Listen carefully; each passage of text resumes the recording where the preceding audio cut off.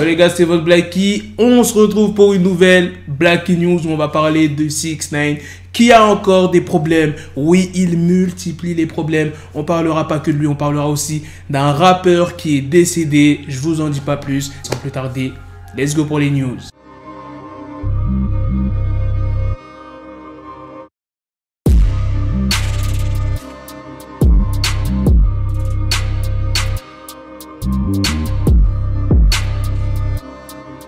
Déjà pour commencer, je vais vous résumer tous les problèmes que 6ix9ine a en ce moment. 6ix9ine a reçu une plainte d'une danseuse qui l'accuse de l'avoir frappé avec une bouteille de champagne. Il y a aussi une personne qui a été victime des agissements du Name Trade Gangsta Bloods en 2018 et qui réclame des dommages et intérêts à 6ix9ine, j'en ai parlé hier. Il y a aussi les anciens avocats de 6ix9ine en 2018 qui réclament leur argent. Une entreprise de sécurité, 6ix9ine n'aurait pas payé plusieurs jours ou plusieurs mois. Et là maintenant la nouvelle plainte, elle vient de qui? Elle provient des Beat Demons. C'est TMZ qui a sorti la news. Les Beat Demons, basés au Texas, ont intenté une action en justice contre 6ix9ine pour qu'il leur paie les royalties pour le morceau Gooba. Vous savez, le morceau où 6ix9ine a fait son retour quand il est sorti de prison. Ils affirment que 6ix9ine a copié des éléments de la structure et une partie de la mélodie de leur chanson qui date de 2018, Regular, qui compte 150 000 vues. Je vous ai mis un screen de leur vidéo sur YouTube. Il y a quand même 5 plaintes et ça se trouve, j'en ai oublié. Maintenant, passons à la deuxième news sur le rappeur qui est décédé.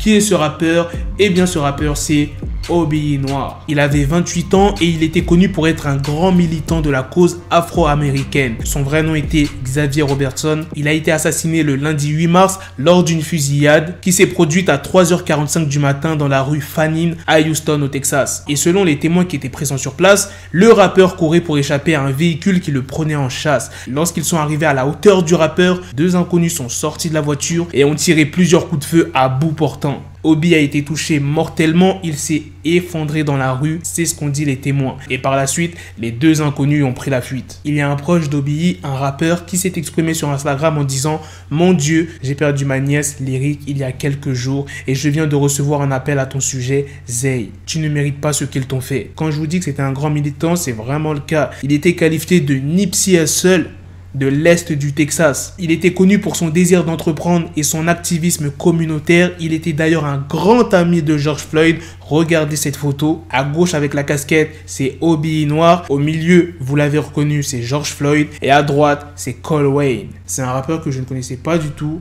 Tout ce que je peux dire, c'est qu'il repose en paix.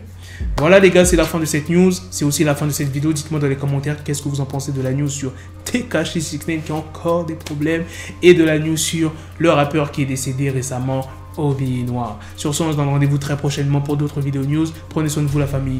Peace. Got the bezel, had to switch my schedule on my dick, she Lego, never Lego. Her mouth stuck up on me, so I call her Velcro. Till I need my dinero pendejo. Hit my metro if it's about to peso, like it's Go Diego, make it right on schedule. Got the pistol on me with the dick extendo, bitches in the back just like a fucking echo. Hey, that bitch told me you got pencil dick. She grip on my dick like a selfie stick. I got a big gun, I need help with it. To wet your babe up, Michael fell with it.